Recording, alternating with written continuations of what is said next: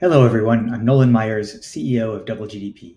We're building an end-to-end platform for planned communities to connect with residents, accelerate growth, and deliver responsive public services. I'm here today to bring you our sprint update for March 30th, 2022. As always, I'll take you through what we intended to do, how we did against those goals, and what we want to do in the next sprint. First, I'd like to address our North Star goal of population. Population, as you know, has been the way that we've been measuring our progress since October of 2022. The goal with population was to align our objectives with those of our customers of new cities, and with the idea that population was the best way to measure progress against and how this scope of services have been growing over time. We've seen really great growth against this goal. We started with a population of 10 back in October and have grown to nearly 140 this month. It's also inspired great learnings from us. Our residency programs grew out of this goal, and we've had so many learnings about the real world challenges and strategies that it takes to build a new city from scratch. Today, however, we're going to switch our focus to revenue. We always knew that at some point we were going to switch the way that we measured progress to revenue. This is how companies all around the world measure their progress, of course. We want to do it today, one, because one of our key customers, their immediate focus is on land sales and not on population growth, and we want to align with those incentives. This also creates a long-term alignment between the value that we bring to our customers and the value that those customers and the value that we're creating for our business. This also has raised the awareness to us that we're going, in order to do this, in order to pursue revenue, it also makes clear that we need to expand the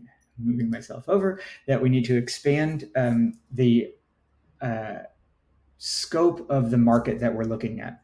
And that's why we're switching from new cities to planned communities of many sizes. New cities is still very exciting to us, and we're still going to be offering to new cities and want to be working very carefully with this market. But the best way for us to serve this market is to expand our reach and have real world experience serving many customers. This means that we need more potential people to serve of various sizes and geographies.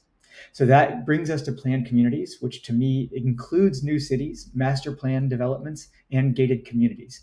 There are tens of thousands, if not hundreds of thousands of these communities worldwide. So there's a lot more opportunity for us to grow into this market. This also still aligns with our broader mission to enable everyone in the world to have access to a good place to live, work, and play.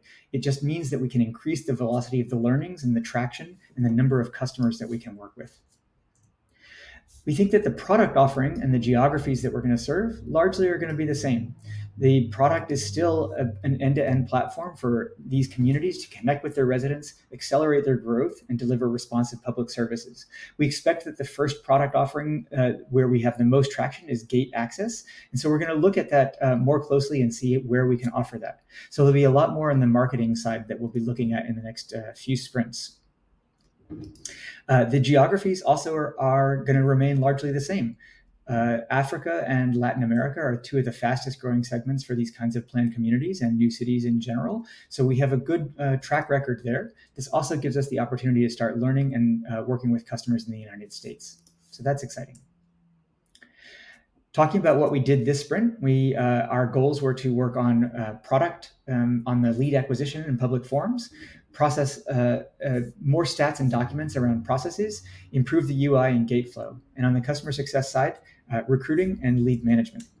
We didn't make progress against two of these goals, but I'll bring you through the progress that we made on the others. On processes, we have a lifetime view of the processes and the progress there. And we now have the ability to view documents and search for the documents that are related to those processes.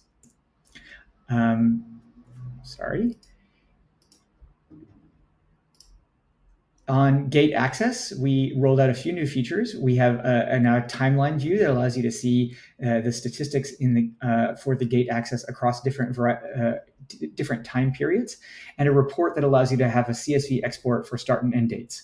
We now can also welcome people to the community via SMS instead of just email. We have a lot of upgrades to the overall system that we're working on as well, too. We changed to Material UI 5, which has some immediate improvements in our time filter or time selection dialog. We introduced a marketing manager role, and we improved our code coverage or automated test coverage, which you can see in this video over here.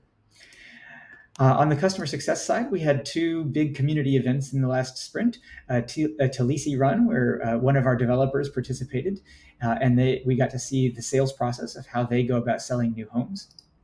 And in Inkwashi, our canoe races that we've been partnering with them on ways of building excitement and bringing more people into the community to showcase what that community has to offer.